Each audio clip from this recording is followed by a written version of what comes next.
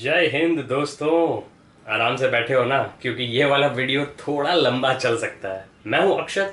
और independence day जैसे जैसे आ रहा था, काफ़ी रिलीजेस हो रही थी। और जियो हॉटस्टार, जो जियो स्टार भी हो सकता है, एनीवे उसके ऊपर आई 3 patriotic themed movies and series. तीनों के नाम स से शुरू थे: स्पेशल ऑप्स 2, सलाकार और सरजमीन। अब मैं आपको एक एक करके तीनों के बारे में थोड़ा बताता हूं जो मुझे लगा, और आप भी कमेंट्स में मुझे बताइएगा कि आपको ये तीनों कैसी लगी।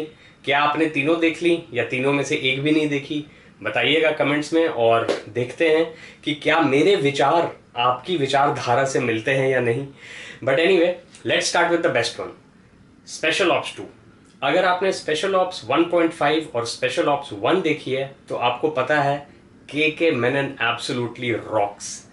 मतलब उनकी जो एक मूवी है 5, जो शायद सेंसर बोर्ड ने रिलीज नहीं होने दी for whatsoever reasons, for violence, I guess ultra violence, to give a throw back to a Clockwork Orange, Indian version of a Clockwork Orange. But K Menon special ops में of course तगड़ी भूमिका निभाते हैं। And I think technology किस तरीके से आजकल की वर्ल्ड को टेक ओवर कर रही है, उसको सही तरीके से इन्होंने इनकॉर्पोरेट किया स्टोरी में। ऑब्वियसली थोड़ी ओवर द टॉप है, क्योंकि over the top streaming platforms पे जानी है तो आईबॉल्स तो अट्रैक्ट करने के लिए आपको कुछ तो अलग करना ही पड़ेगा। तो मार धाड़ और टेक्नोलॉजिकली हैकिंग, चैलेंजिंग, स्पाईगिरी, सब कुछ बहुत अच्छा मिक्सचर है स्पेशल ऑप्स में। एंड आई थिंक एक टाइम पे थोड़ा सा जब लगता है कि अनबिलीवेबल हो रहा है, तो उसी समय थोड़ा वो ह्यूमन एलिमेंट आ जाता है, और उसके कारण से हम काफ़ी रिलेट कर पाते हैं स्पेशल ऑप्स 2 के कैरेक्टर्स, स्टोरी और ओवरऑल पैट्रियोटिक थीम्स पे। तो ये तो थी पहली से स्पेशल ऑप्स शो, जिसको मैं दूंगा heavy kudos, full power kudos दूंगा।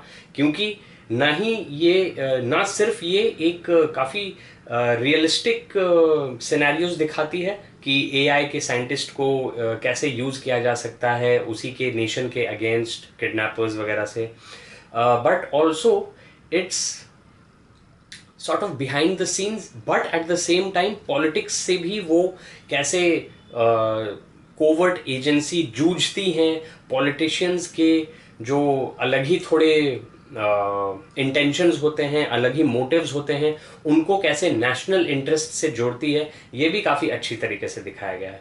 नाउ पॉलिटिशियंस और कोवर्ट एजेंसीज दोनों के सिम्बायोसिस को बिल्कुल ही वियर्ड तरीके से दिखाने वाली शो पे आते हैं सलाहकार। सलाहकार of course is national security adviser. जो ये शो को इस तरीके से दिखाया गया है कि प्रेजेंट डे में वो नेशनल सिक्योरिटी एडवाइजर जो हैं वो 1970s में पाकिस्तान में जाके पाकिस्तान का न्यूक्लियर प्लांट जो बन रहा था कहूटा में, उसको किस तरीके से उन्होंने साबोटाज किया। So see once again like I said, थोड़ा ओवर द टॉप तो बनता है, क्योंकि ऑफ कोर्स आपको पैट्रियोटिज्म जगाना है अपनी ऑडियंस में। और डॉक्टर अब्दुल कलाम को भी इन्होंने एक कैरेक्टर की तरह दिखाया गया है, जो गाइड कर रहे हैं सलाहकार को, द यंगर सलाहकार को इन द पास्ट, कि कैसे वाटर कूलिंग एजेंट जो होता है, जो कूलिंग एजेंट हैवी वाटर को हैवी वाटर शायद यूज़ होता है न्यूक्लियर रिएक्टर्स में, as far as my basic science serves me right.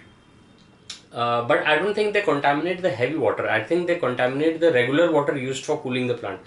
In any case, the specifics are not required, क्योंकि वो बस 2 हाइड्रोक्लोरिक एसिड और एक और कंपाउंड का नाम लेते हैं और बोलते हैं इससे हो जाएगा तुम्हारा काम। तो that is like treating the audience as simplistic buffoons. But again I will say it works because it's it's not taking itself too seriously. And बीच बीच में थोड़ा वो कैसे ह्यूमन एलिमेंट लाते हैं, वो इस तरीके से कि एक जो को वर्कर होती है सलाहकार की, द मेन कैरेक्टर्स सिस्टर, मुंह बोली sister, she is killed by the ISI, and that brings you know पूरा एकदम तगड़े तरीके से इमोशन जाग उठता है. So they kind of try and make it relatable, but at the same time you know कि थोड़ा सा तो मामला लाइटली लिया जा रहा है, which again is okay for audiences. But मेरे को बस ये लगा, as much as I feel कि थोड़ा और रियलिस्टिकली उसको अगर दिखाते तो थोड़ा टोन डाउन कर सकते थे उसको. End of course Pakistan army में दिखाया गया कि वो जो general Jiya ul Haq is played by Mukesh Rishi, fine actor. Sarfarosh में आप उनकी एक्टिंग देखिएगा आमिर खान के साथ, क्या मस्त एक्टर है. These are the kind of people who I aspire to act like. But in any case, coming back to Salakaar, the two things that I want to mention. First, the actor who plays the descendant of that General Zia ul Haq in the current time is the same guy who played the anti-hero in Andekhi, जिसको जो grandfather character होते थे वो बोलते थे रिंकू ऐसे करके. तो वो भी काफ़ी मेमोरेबल कैरेक्टर लगे मुझे. And Mouni Roy, I think she's famous for Nagin on the soap opera scene. She plays the agent, the daughter of the agent who was killed when Salakar was young and in Pakistan to sabotage the nuclear plan. So this was a nice thing. And final piece of trivia, जो second चीज़ मैं बोल रहा था, Kafka, Franz Kafka was banned in Pakistan. Now Kafka of course was a writer who died in his prime, even before he was famous. His fame came after his death and he died young in Europe. And he asked his friend Max Brod कि मेरी कोई भी कहानियों को publish मत करना. They are very surreal and I have obviously only read the English translations, which kind of course cannot give the entire imagination that Kafka poured into his work, but at the same time very different sort of writing, which reminds me Haruki Murakami wrote a book called Kafka on the Shore, not really related to Kafka, but Murakami is again a different author altogether. And I reread a little part of Kafka on the Shore when I visited Curse Cafe in Noida sector 137 Noida, just opposite our gate, society gate. But anyway, that is a different video. Check out my previous video for that, for my birthday celebrations on Independence Day. Finally, Independence Day और of course Indian Army को मैं salute करता हूँ. My dad is a martyr. He was killed in action in Operation Pawan, which is why movies based on the Indian Army hold a special place in my heart. That is why I won't say many bad things about Sarzameen, which is the third show जो sir से शुरू होता है और patriotism के pedestal पे अपने आप को रखता है. Ibrahim Ali Khan, who is the son of Saif Ali Khan, I think he's been launched with this movie or something, but it was utterly nonsensical. There were I mean, what can I say, plot holes as big as the black holes at the center of the Milky Way. In any case, that doesn't matter. Kajol was roped in to play the mother of Ibrahim Ali Khan, I guess, for old time's sake. I don't know. Nepotism is rampant in Bollywood. In any case, I don't mind as long as it will work in Aditya's favor. Just kidding. But in any case, मुझे ये लगा कि सरजमीन could have been made much better if it had again taken a more realistic approach, not so overly dramatic and so focused on proving the point that the son who returns home as a terrorist is incapable of change or something. See, Mission Kashmir was sort of like that, but Mission Kashmir was, I think, better because it portrayed things at a real tense moment in Kashmir. And now after recent events, after the absolutely devastating Pahalgam attacks, I think we have taken the right step in stomping out terrorism as and when we find it. So that is my takeaway. ये है मेरा इन चीज़ों को. शुरुआत में थोड़ा light mode पे मैंने स्पेशल ऑप्स से शुरू किया था, लेकिन ये सरजमीन वाली जो मूवी को हटाइए, चलिए, movies expect us to suspend our disbelief, alright. So you aren't expected to be a rational audience, you are expected to be an emotional audience. आप character, story, events में invest होना चाहिए आपको.